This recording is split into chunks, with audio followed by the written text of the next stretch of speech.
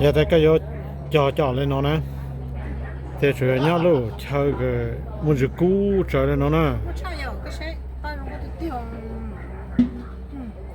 thế này nó nói vậy cũng tôi nó mọi chuyện rõ rõ ấy tôi không được cái mà nó mà giờ nhớ cho luôn greenhouse sẽ cha nó cho nó nè giờ có một trò rồi rong chỉ cho cú cho già chỉ từ temperature nó chỉ nhớ tôi dạng tầm lên nè chỉ cho bạn nó này chỉ cha rongแต่是这不好是摸不拢了呢，叫弄了呢，老严重了。不知道到哪呢？个些人呢不都被拿着我他是人家不帮他呢？要那鬼子不鸟的，这就不的是哈，摸都在菜的这不哈。我掉药。这时候人都在那哦，因为找全部好了，哦，因为那哦。everyday。你就这样讲。是这样呢。nó chỉ xin nó đi cho nên bại à. cho nó giờ cho半个叫筛子吃饱晒呀，不容不当时呢。ba mất mong ba cho nó có nó cho nên cho mẹ quá. cho tao chuyện lú to rồi. cho nên giờ nó phải cho này. nó muốn để cho lú xí à, nó muốn lú xí không? Dạ, nó muốn trái sao là thì cho lú chủ cái chạy.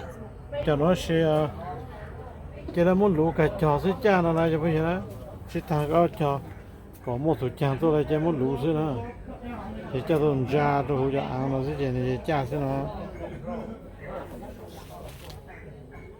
Có nhà chó nó. Có nhà chó nó, chó nó, chó nhà chó phải có chỉ nhỏ. Chó chua. Chó phải có chỉ nhỏ. Này chua. Mình giờ chân đâu cho chỉ nó nha, nên là sự chỉ ăn chứ nè. Bốc kha họ nè, bốc kha. Mình giờ chủ sĩ cho xoay thư mà nó cháu. Bây giờ là chỉ thư cho nó ăn chỉ cho nó nè. cho nó tao chỉ này. Lâu rồi. cho cái nó mua khơi luôn xe này chỉ nhá. Ô có chào. À cho bằng về à? Cho nó có tôi bỏ vậy nữa tôi tổ mất cho đâu hả nó chỉ là mất cổng tôi giờ nó phư nè người ta chỉ khóa chỉ đi. Ô có sao cô sao nó sao chả? Cho nó cho nó cái đồng chí yếu của cháu họ.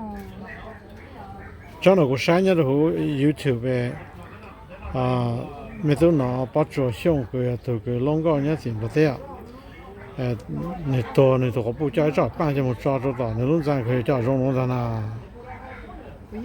Ha cho rong ra ha. Giờ nó về chỉ to đó chỉ có chỗ nó chỗ xoay nó có thư. Thế sự cha thì giờ cho họ bỏ cho đó ra họ cha nó thế cho nó ha. Thì số ôi luôn cái house cho nó. Tiền này chứ phải nhà nó bỏ lọ. Có một số lúc tao à có bùa. Cho lúc tao sao chào, cho tao của nhà xin nó đây đi, xin nó hái cô. Nếu mình đâu xía vậy, chẳng cho nó. Chả có mua chèn nó, xin nó nè, chả mua chèn cô. Cái gì cho nó ấy thôi, nha, cái chuyện ô lên nó, chuyện cha mà, cái không có nữa này xí ít. Nhà xí cho chả nữa. Cái này cũng mới cho mình một bộ.